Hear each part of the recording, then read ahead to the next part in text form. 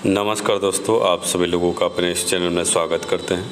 दोस्तों, हम आप सभी लोगों के सामने जो है यहाँ पे पाठ योजना लेकर आए हुए हैं और यह पाठ योजना जो है कक्षा 5 के हिंदी विषय से लिया गया है और प्रकरण का नाम है चेतक की वीरता। आपका इस पाठ से हम लोग पूरा पाठ योजना बना के लेकर आए हुए हैं। तो यदि आप चैनल पर नए हैं तो चैनल को सब्सक्राइब कर लीजिएगा और वीडियो अच्छा लगे तो लाइक शेयर ज़रूर कर दीजिएगा, क्योंकि हमारे चैनल पे इसी तरह के पाठ योजना जो है आते रहते हैं। किसी भी तरह का आपको पाठ योजना चाहिए तो कमेंट करके ज़रूर बताइए, वह पाठ योजना जो है आपको बन के मिल जाएगा। तो आइए पाठ योजना को शुरू करते हैं। देखिए, पाठ योजना बनाने के लिए सबसे पहले आपको करना क्या होगा, यहाँ पे पाठ योजना संख्या लिखना होगा। जो भी संख्या होगा यहाँ पे नोट कर लेंगे। फिर उसके बाद यदि आप छात्र अध्यापक होंगे तो छात्र अध्यापक अपना नाम यहाँ लिखेंगे, और यदि छात्र अध्यापिका होंगे तो छात्र अध्यापिका अपना नाम यहाँ पे लिखेंगे। फिर उसके बाद विद्यालय का नाम, जिस विद्यालय में आप पाठ योजना को पढ़ाएंगे उस विद्यालय का नाम लिखिएगा। ऐसे आपका दिनांक होगा, जिस डेट को आप पाठ योजना पढ़ाएंगे वो डेट डालेंगे। कक्षा आपका 5 है, विषय आपकी हिंदी है, वो विषय आपका पद्य है। कालांश जो भी घंटी होगी, कालांश अवधि आपका 40 मिनट का होगा। उसके बाद प्रकरण है, प्रकरण में आपका होगा चेतक की वीरता, आपका प्रकरण का नाम हो जाएगा। फिर उसके बाद सामान्य उद्देश्य, सामान्य उद्देश्य जो है हिंदी के सबका एक जैसा होता है। तो यहाँ पे पहला आपका है बच्चों में हिंदी विषय के प्रति रुचि उत्पन्न करना। दूसरा है बच्चों में शुद्ध व स्पष्ट पढ़ने व लिखने की क्षमता का विकास करना। तीसरा, बच्चों के शब्द भंडार में वृद्धि करना। चौथा है बच्चों को हिंदी भाषा के महत्व से परिचित कराना। और पांचवा है बच्चों की मानसिक क्षमता का विकास करना। फिर उसके बाद विशिष्ट उद्देश्य, विशिष्ट उद्देश्य जो है पाठ से संबंधित लिखा जाता है। तो पहला है कि बच्चे चेतक की वीरता के बारे में जान सकेंगे। दूसरा, चेतक की विशेषता को समझ सकेंगे। बच्चे चेतक की तरह वीरता दिखा सकेंगे।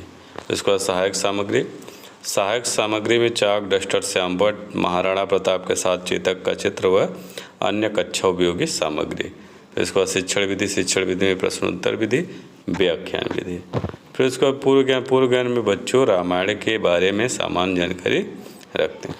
फिर उसका ऐसे प्रस्तावना का प्रश्न होगा, इसमें आपका क्रम संख्या, छात्र अध्यापक, छात्र अध्यापिका कथन, छात्र छात्रा कथन। पहला आपका है कि रामायण में, पहला प्रश्न है कि रामायण में किनकी लीलाओं का बखान किया गया है, राम के। दूसरा है राम और रावण के बीच क्या हुआ था, युद्ध हुआ था। तीसरा, युद्ध में जीतने वाले को क्या दिखाना पड़ता है, वीरता दिखाना पड़ता है। फिर अगला प्रश्न होगा चेतक के वीरता नामक कविता का व्याख्या कीजिए। बच्चे मौन हो जाएंगे, यह समस्यात्मक प्रश्न हो जाएगा। फिर उसके उद्देश्य कथन में आएंगे, कहेंगे बच्चों आज हम लोग चेतक की वीरता नामक कविता का रसास्वादन करेंगे और इस कविता के रचयिता जो है श्याम नारायण पांडे हैं। फिर इसके बाद प्रस्तुतिकरण, प्रस्तुतिकरण में ऐसे आपका कॉलम बन जाएगा और इस कॉलम में रण, वीर, चौकड़ी से लेकर ऐसा देख, रंग तक आपका रहेगा।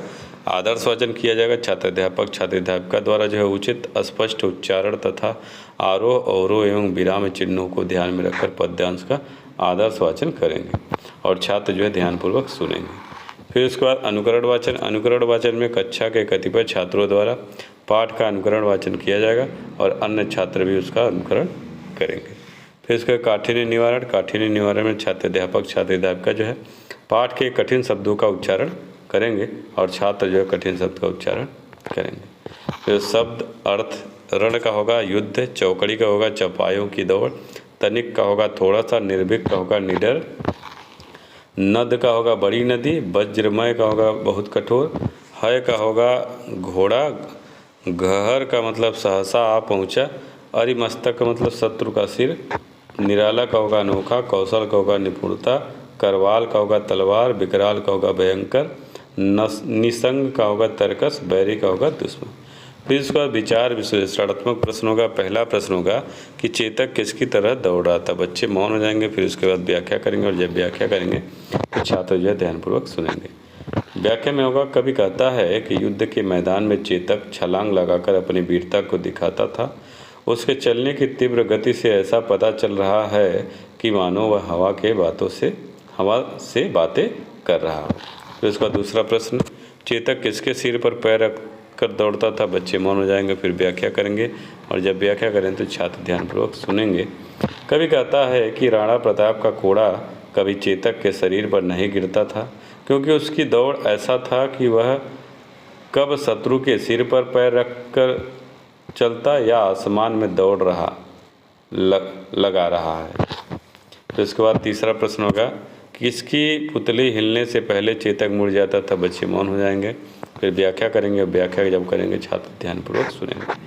व्याख्या में कहा जाएगा, कवि कहता है कि थोड़ा सा भी हवा से लगाम हिलती भी थी तो चेतक तुरंत महाराणा प्रताप को लेकर चला जाता और राणा प्रताप को जिस तरह मुड़ना भी होता था उनकी पुतली हिलने से पहले ही वह मुड़ जाता था। फिर आपका अगला चौथा प्रश्न होगा कि चेतक किस अस्त्र से नहीं डरता था? बच्चे मौन हो जाएंगे। फिर उसके बाद व्याख्या करेंगे, व्याख्या में छात्र ध्यानपूर्वक सुनेंगे। कवि कहता है कि चेतक अपने वीरता का परिचय अपने चाल से दिखाता था। वह युद्ध के समय भयानक भालों और तलवारों के बीच निडर होकर नहरों नालों आदि को पार करता हुआ तीव्र चाल से दौड़ता जाता था। फिर अगला प्रश्न होगा, चेतक युद्ध में किस स्थान पर नहीं गया? बच्चे मौन हो जाएंगे। व्याख्या में कहेंगे तो छात्र ध्यानपूर्वक सुनेंगे। कवि कहता है कि युद्ध के क्षेत्र में ऐसा कोई स्थान नहीं जहाँ चेतक नहीं गया हो और शत्रुओं पर प्रहार नहीं किया। तो इसके बाद छठा प्रश्न होगा कि चेतक किसके समान शत्रुओं पर टूट पड़ता था? बच्चे मौन हो जाएंगे। फिर उसका व्याख्या करेंगे और व्याख्या में छात्र ध्यानपूर्वक सुनेंगे।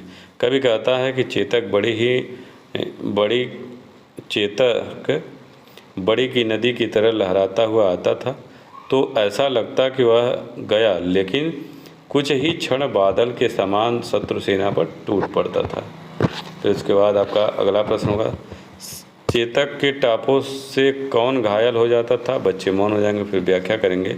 कवि कहता है कि घोड़े के टापों से शत्रु घायल हो जाते थे, दुश्मनों के हाथों से भाले व तलवार गिर जाते थे और उनकी वीरता को देखकर दुश्मन दंग रह जाता था। फिर इसका बोधात्मक प्रश्न में पहला प्रश्न होगा कि चेतक किसके इशारों पर मुड़ जाता था? दूसरा होगा, चेतक के टापों का दुश्मन पर क्या असर होता था? तीसरा, चेतक शत्रु की सेना पर किस प्रकार टूट पड़ता था? फिर इसके बाद श्यामपट का छात्र अध्यापक छात्रों को काठिन्य निवारण अपनी कॉपी पर लिखने को कहेंगे। फिर इसके बाद निरीक्षण में जब छात्र श्यामपट कार्य कर रहे होंगे तब छात्र अध्यापक कक्षा में घूम कर निरीक्षण करेंगे। फिर उसका पुनरावृत्ति के प्रश्न में पहला होगा कि चेतक को कोड़े नहीं लगाने पड़ते थे, क्यों? दूसरा, क्या देखकर बैरी समाज दंग रह गया? तीसरा, चेतक किस तरह की चाल से निराला दिखाई पड़ता था? तो इसके बाद गृहकार में बच्चों कल घर से चेतक की वीरता की कहानी संक्षेप में लिख कर आना। ये हम लोगों का आज का पाठ्यक्रम रहा। उम्मीद है आपको हमारा ये पाठ्यक्रम अच्छा लगा होगा। अच्छा लगे तो लाइक शेयर जरूर कर दीजिएगा और किसी तरह का आपको पाठ्यक्रम चाहिए तो कमेंट करके ज़रूर बताइए। धन्यवाद दोस्तों।